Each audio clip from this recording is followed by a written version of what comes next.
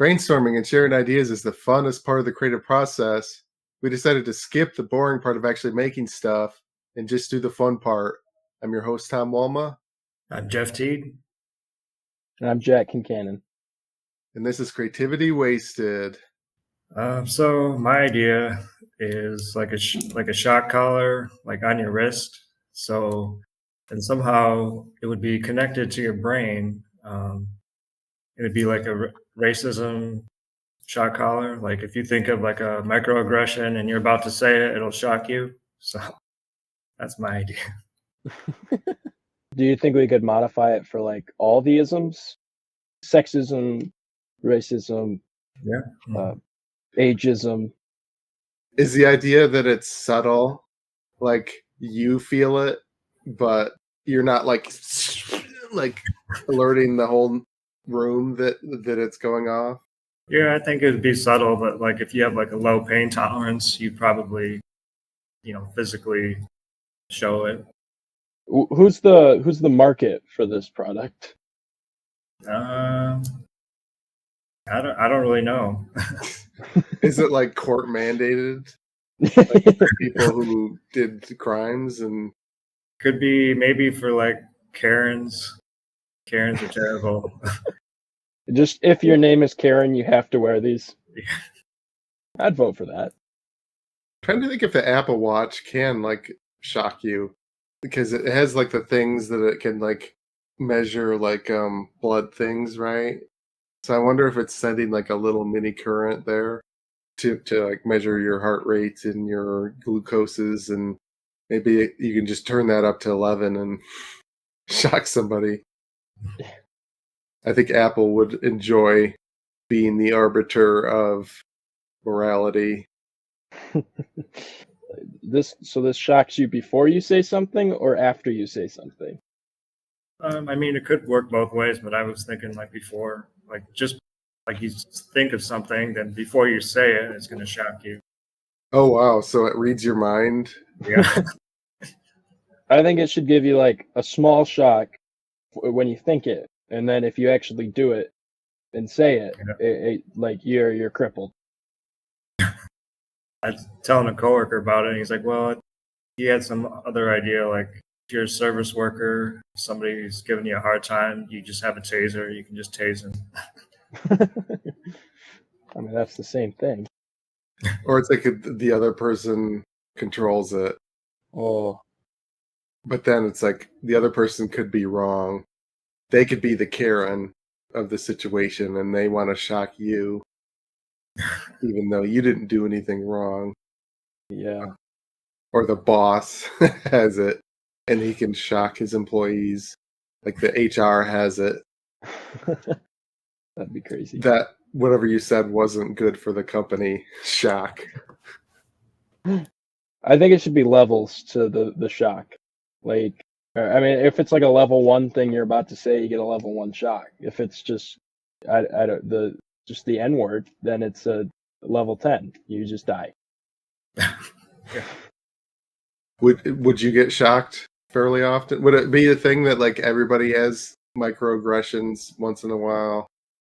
I don't know how they teach the microaggression thing. Is it like something that everybody has, or is it like just the racist bad people? Yeah, I don't know. I think like everybody probably it's for everyone, really. Even if you're like, yeah, you love everybody, but still there's you want to treat women equally, but you just because you're shy, you might accidentally treat them more cautiously because you're shy, and then that's kind of a microaggression. I don't know. Microaggression was a thing that didn't exist when I was in college. I get this more so like stereotypes, right? I don't know, like racial stereotypes. I think that's what I'm kind of thinking of. Yeah. Do you think after enough time, if everyone wore them, then we wouldn't even need them anymore? I mean, that's the goal, but I think I don't know. It's racism will always be, around. Right. It wouldn't be a shock in a way that a masochist would like get sexual pleasure out of, or like getting spanked or something, or it's just a bland shock that's not gonna have mixed connotations that fail to deter the behavior. If I'm making sense at all. That could happen, yeah. People get pleasure from it. If you're hugging somebody or if you're touching somebody with that hand while the shock happens, would it know not to shock because it would also shock the other person? I don't think so. But it doesn't know that another person's touching you, but it can read your mind. Yeah. Can you use it to shock hecklers? Oh, that would be great.